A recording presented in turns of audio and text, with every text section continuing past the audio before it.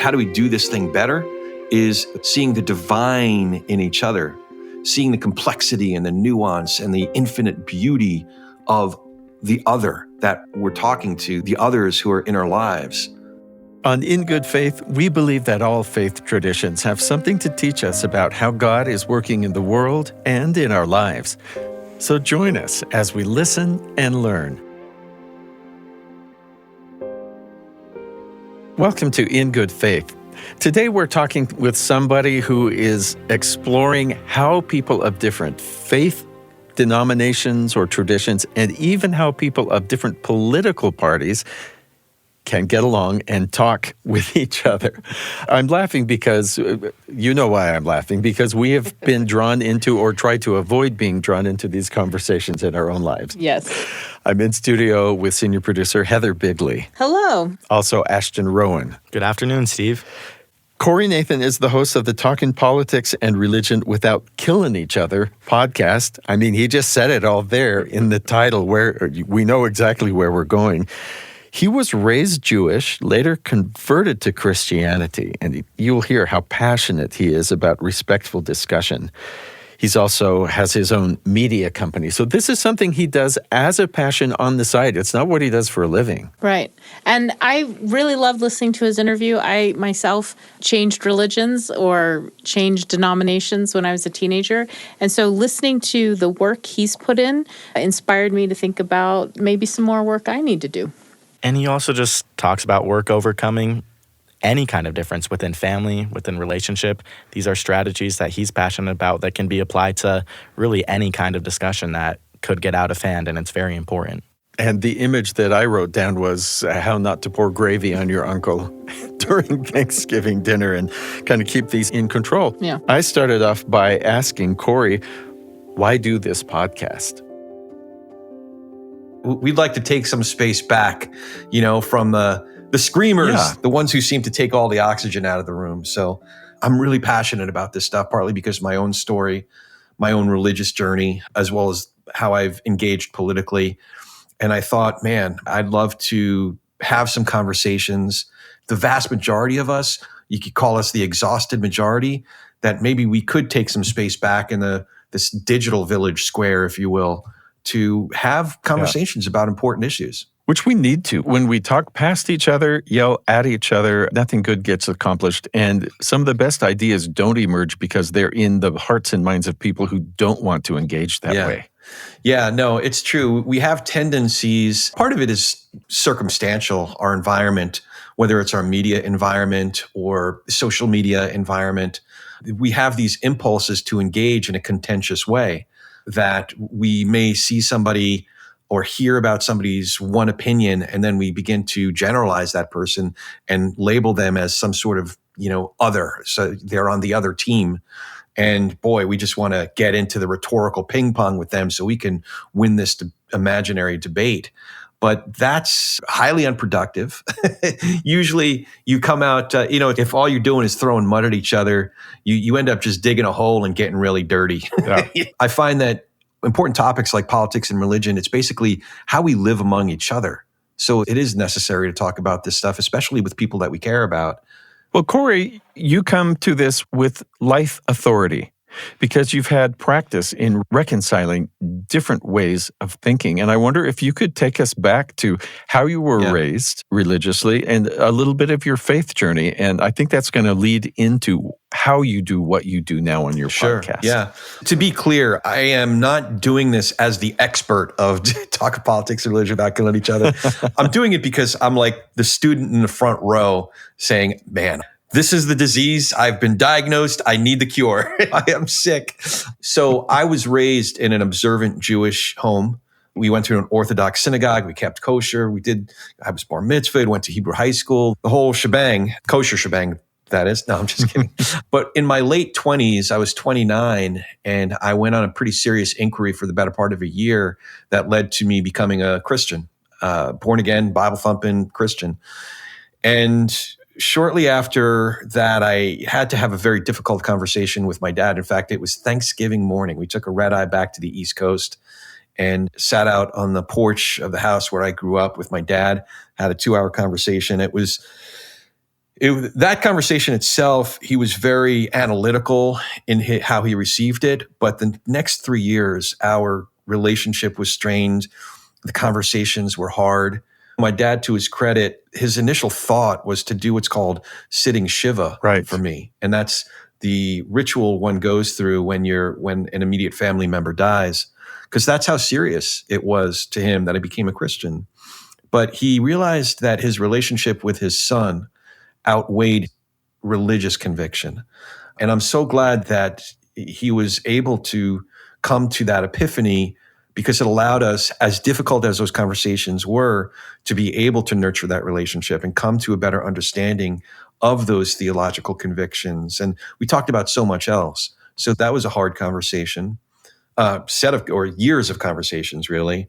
And in some ways, it's still going on today. The other thing that occurred to me was when we first started going to church this is the early 2000s. I realized a lot of guys that I was going to church with weren't nearly as compelled by the words of Jesus as they were by the words of Rush Limbaugh or whoever their favorite pundits were. And the rubber met the road when there was something we were studying in Scripture that just didn't reckon with their preferred positions on political or social issues. So over the years, I found myself in a lot of fraught conversations about politics.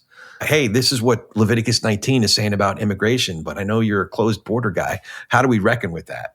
And frankly, I just wasn't doing it well. I'm a kid from Jersey, so sometimes the sharp elbows come out. And long story short, after a long time, especially in this era, by the time we get to 2020, I'm thinking, man, more so than any politician or any issue, we got to figure out how to do this better. We just got to figure out how to, like my dad did, prioritize the relationship over the position, prioritize the relationship over a politician, and just talk about the hard stuff. So that's what this project's been all about. I want to dig in just a little bit to you and your father, because there are people who decide we will work this out by never talking about either of these subjects. And we'll get together still because we love each other, and we'll ask how the kids are, what's work like, and we will never talk about these things that are maybe even vitally important to us. But didn't that make it more difficult and more work that you would continue, both of you, these conversations and have questions for each other? Was that a conscious choice, or it worked out that way? Yeah, that is the default. To say Yuval Levin is a great scholar on conservative thought, conservative philosophy.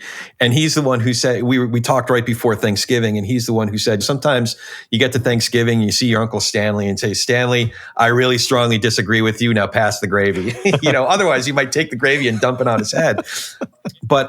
And listen, it's important to know what your limits are, where you've hit a boundary, or when you're going to get to a point where you're just so upset you're not going to be your best self, and just tap out, at least for now. So that's perfectly acceptable. But I think that too many of us go to that place too quickly and then don't talk about it. The other thing is we are not equipped with a toolbox, with tools where we can not default to that contentious kind of competitive argument mode, but into relationship building mode and understanding mode and listening better mode. And like David Brooks's book, How to Know a Person, the art of seeing others deeply and being deeply seen. That's really what these conversations are about. My dad and I many times went there, got really upset with each other, but in a way, it's a gift if you are committed to the relationship, because you learn a lot more from the L's, from the losses, than you do from the wins. Oh man, I royally messed that one up. Whether it's sports or whether it's a conversation or just about anything else, when you mess something up, we tend to think more about those and see how we can do better next time. Not how we can make a better point and rhetorically smack our interlocutor down, but how we can learn better, understand better, see each other better, and do this whole thing of living among each other better. Yeah, I just want to say amen. Yeah. But it ain't easy. It ain't easy, baby. And the idea of converting to Christianity and becoming a new person in Christ, but there's still so much good who you are was shaped by how you were raised and the faith of your youth and the faith of your parents. Did they need time to see that you were still holding on to those things that were valuable to them and that they had tried to pass on? My father eventually came around to that. My relationship with my mother is very different. So if you've ever seen the show Everybody Loves Raymond, I'm convinced that the writers of that show followed Phyllis around for years and crafted a character that is entirely based on Phyllis. So when she's so great. When she first heard that I told her I was a Christian, and she didn't really respond. She floated into the next room, and I said, I followed her. I said, "Mom, did you hear what I said?" And she said, "I'm sorry, I just never thought I'd have a son." And she couldn't find the words. And she finally said, "A son who was walking with Jesus." And then she calls into the other room. She goes, "Ronnie, du hast?" Yiddish. It's like, did you hear, Ronnie, du hast? Our son's a born-again Republican. And I'm like, what? I said I'm a Christian. Like, where did you get that from? So that was Phyllis. And the comedy has ensued ever since. So this conversation now going on 20-something years with my dad, he came to believe that there was no other way, that I couldn't have become who I am without having traversed that road, that religious, spiritual, theological evolution, if you will, as much as it went against every fiber of his being, emotionally, mentally, from a filial standpoint, political, every way that you could imagine. He eventually came around to seeing me in a fuller light and appreciating it. And part of that was through hard work. For example, my oldest kid is Savannah, and then Jackie Boy and Emerson are boys, so we gave them a Brit Milah. We had a traditional bris, a ceremony for male children who are 8 days old. And each of the kids has Hebrew names. So we've done things that are not at odds with my theological convictions, my convictions as a Christian, but ways to honor who I am as a Jew. I just texted with my father about Seder. We're doing the first night of Passover at my house. We're doing the Seder. So there are these ways of us coming together and being who we are and practicing the story of being the people of God, albeit, I'm in a different set of books than they are. One of the most interesting things is my dad's, his own evolution of how he sees Jesus. We were about 15 years into this conversation, and we were reading something together. We were reading one of N.T. Wright's bigger books. It might have been New Testament and the People of God. And he said, Corey, I think Jesus was a prophet in the tradition of Isaiah and Malachi and Jeremiah and the great Jewish prophets. And I think he was the tzaddik, which is, the great rabbi of his generation. Mm. And he says, I think he was a Messiah candidate. I said, oh, that's interesting. And he said, but he was a failed Messiah candidate. I said, okay, I understand. You're a non-Christian Jew. That makes sense. He comes to me a year later. He said he went through it again. He said, I still think he was a failed Messiah candidate. But he goes, but that time, I think he was reading John Howard Yoder's work at the time. And he said, but now I think the failure was not the failure of Yeshua, of Jesus. It was the failure of the people of his generation. Interesting. So as he's come to see me in a different light, he's come to see the history, the Yeshua ben Yosef, the Jesus of history, in a very different light as well, and very nuanced. A lot of Christians don't even have that nuanced of a view of Jesus. Yeah, I appreciate. It's made us. It's forced us both to really dig into Scripture and to history, and and mostly it's just the product of a rich relationship and a rich conversation. You're creating a soft spot in my heart for both of your parents, and I don't even know their names or what they look like, but you've brought them to life for me. Thank you very much. You bring up something that I was just jotting down notes about as you were talking, because what I see in you and what anyone would need to do this, I think it is a little bit of strength. And I'm going to the Sermon on the Mount here with the meek shall inherit the earth, and blessed are the peacemakers, that people who are willing to do that, they are not weak and just withering in the face of disagreement. They seem, and you seem, to have enough strength to say, I can be here and listen to this person I disagree with. I can choose to do that. That seems to me like strength of character. I don't know if I could claim that for myself, but to your point about Jesus, if you go through the gospel accounts, it's an interesting exercise to see how many times he answers a question or even a challenge with another question. Now, there are times to get into a family heated argument. Matthew 23, man, that gets pretty heated. But a lot of times when he's meeting a stranger, when he's meeting with people that he's not supposed to be with, when he's meeting with people that were exiled or other, outside of the accepted people of Israel, people of God, right? How many times does he ask about them? He knows them, but he asks about them. Even the young, rich ruler, why do you call me good? Wow, that's interesting because now it just opens up his interlocutor. It opens up his own assumptions. How did you arrive at that? And now we can have a conversation.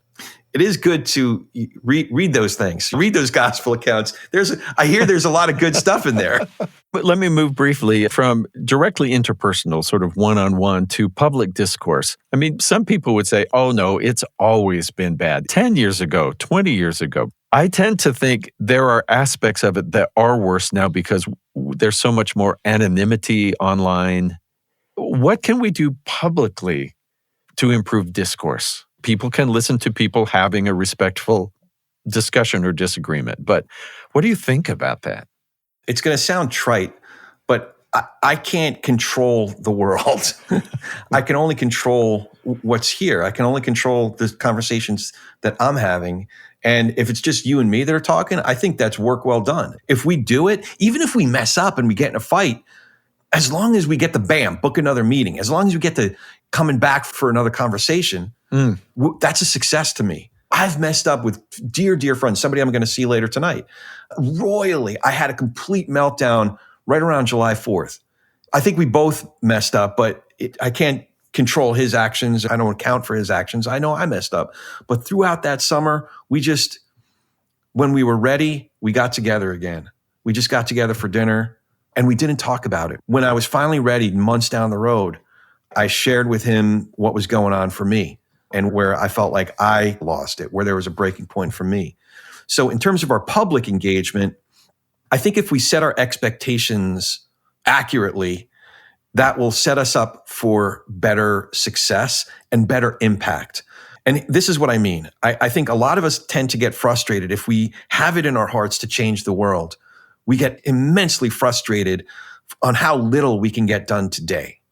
But if I have this one conversation and am open to being persuaded by 1 degree, which ironically makes me that much more effective at perhaps persuading by 1 degree with one person in one relationship, that's work well done. And you still might come, oh man, all he gave to me was that Biden is not a man-eating carnivorous zombie, whatever, I don't know. That's all he gave me. So you're going to be frustrated with that one conversation. But if you keep on coming back, I think you'll be amazed at how much you could get done in 5 years. So even if there's one small thing we can do, just not giving up on the one small thing, and because of the immensity of the project at hand, we can inch forward. That's right. It's maybe not the best analogy to use a war analogy, but it's really trench warfare. It's not the kind of thing where we're going to make the perfect rhetorical, just beautiful grenade and just drop it and then we win everything and the world has changed and everybody agrees with us on everything. That's not how it goes. It's like literally 1 inch and 1 foot at a time. That's how this thing goes. You're listening to In Good Faith. I'm Stephen Cap Perry. We'll be back with more in a moment. You know, there are no perfect people, and there are no perfect families, and no perfect relationships. So how do we be good people and have good relationships and good families? How do we do better at what is most important to us? I'm here to tell you about The Lisa Show, another in the family of BYU Radio podcasts. Lisa Valentine Clark is a comedian, a believer, a single mother. She delves into the challenges and the relationships that shape all of our lives, whether we're talking about parenting, mental health questions, social issues, being a caregiver. She and her council of moms tackle the topic. Yes, you'll hear from experts, but you'll also hear from the people who have been digging the trenches. She'll help you figure out this thing called life with lots of laughs along the way. It's The Lisa Show. Listen wherever you get your podcasts. This is In Good Faith. Welcome back. I'm chatting with Corey Nathan, host of Talkin Politics and Religion Without Killing Each Other. Does what you're doing to help people be able to do this and have these discussions, is that an outgrowth of your faith life? It is. It is, because the way that I think of myself as an evangelical has definitely evolved over the years. But there are some fundamental things that are the same. Basically, what I'm doing is explicitly inviting someone into a relationship, but I need to know what I'm inviting them into. I need to know what that relationship is and who's in the community that I'm inviting them into. I think when I was younger, even as a new Christian, I think I went about it more in a salesy kind of a way. Like if I give all the proper closes, then they'll be thoroughly convinced after one conversation and give their lives to the Lord. But I don't think those roots were deeply, the seeds were deeply planted enough to have firm roots or a firm foundation. So I'm still doing that in a way. Not that I want everybody to agree with my particular theological framework. That's God's not biting his fingernails about all that.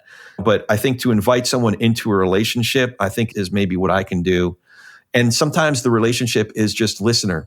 A lot of folks engage with me through different social media platforms or email or reviews, whether it's a 5-star or a 1-star. So a lot of folks engage that way. Some folks just engage by listening.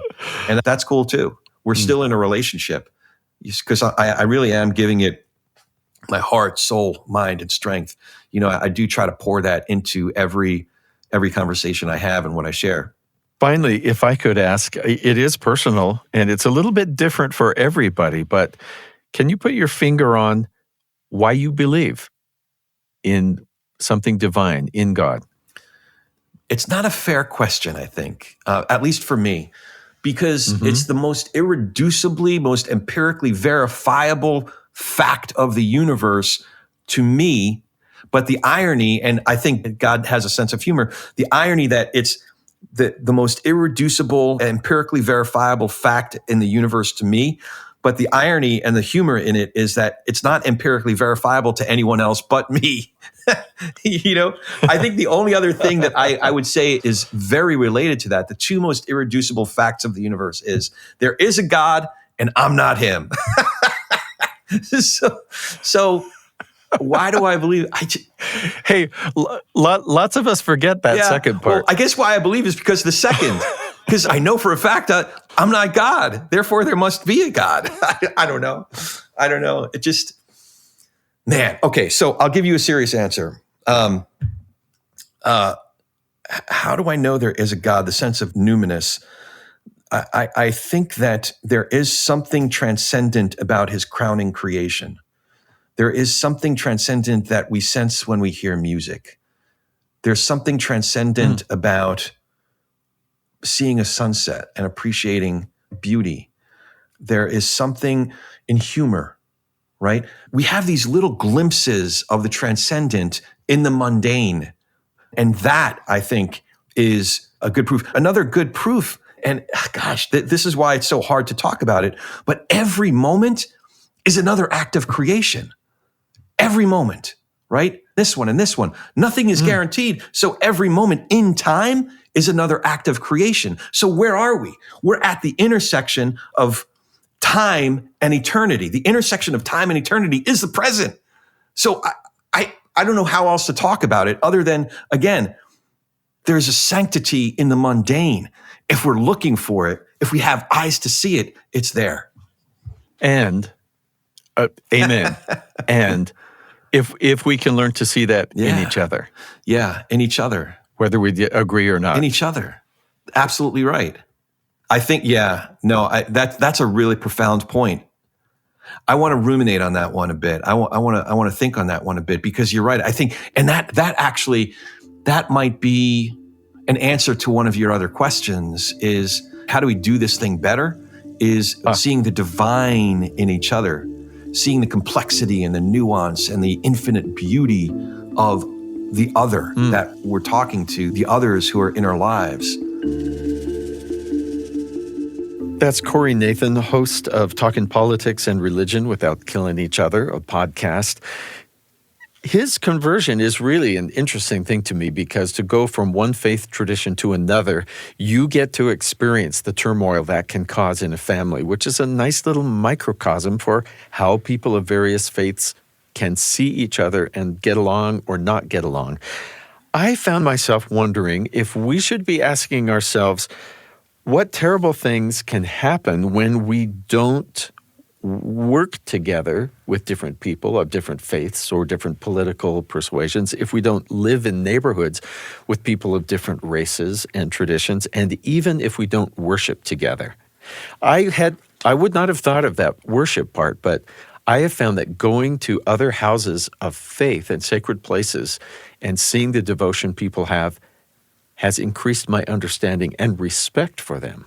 Yeah, I personally had the experience of joining a new religion when I was a teenager. And when I listened to you two talk about, well, some people just solve this problem by never talking about it, I would say there came a point in my family where we just stopped talking about it. And that was a huge relief for me. Like, oh gosh, thank you so much. It seemed like the solution. Yeah, it seemed like the solution because so much of the discussion was, it felt very negative, felt very, critical. And so when we stopped talking about it, I was just relieved. But that doesn't mean there didn't eventually come a time when I thought, and some of my family members thought, well, we can still share those things that we have in common. And I think that's important. I think that's a lovely question you asked, Corey. Didn't your parents eventually recognize that you had not forsaken the values that they had taught you and that you, in fact, had held on to these things? And I think that's such an important thing to recognize. I think that one of the stories that stuck out the most to me from this interview was when he told us about his dad's desire to sit Shiva for him after he told his father about his conversion to Christianity, and how just that showed, even before his dad was able to come to an acceptance and they were able to come to a better relationship together and move past it and be able to talk about it. Before that was able to happen, his dad displayed his commitment and his care and his concern for Corey, but in the best way he knew how, in his own faith and tradition. And Corey was able to give his dad credit for that, as he said in the interview. And I think that that's beautiful on both sides. Many thanks to Corey Nathan. This episode was produced by Heather Bigley. Our production team also includes Leah King, Katarina Martinich, Josh Orton, and Ashton Rowan. Our post-production sound designers are Mark Hansen, Brandon Lewis, Daniel Phillips, and Carly Wilson. In Good Faith is committed to the idea that we all benefit from hearing people of widely varying backgrounds share their personal experience with faith and belief. In fact, we think people with such experience deserve some of our best listening. If interfaith understanding is important to you, be sure you leave a positive comment or review where you get your podcasts, YouTube, Spotify, Apple. Find us on Twitter at In Good Faith Pod, on Instagram and Facebook at In Good Faith Podcast. Find us on YouTube at youtube.com/@in-good-faith. In Good Faith is a production of BYU Radio. I'm Stephen Cap Perry.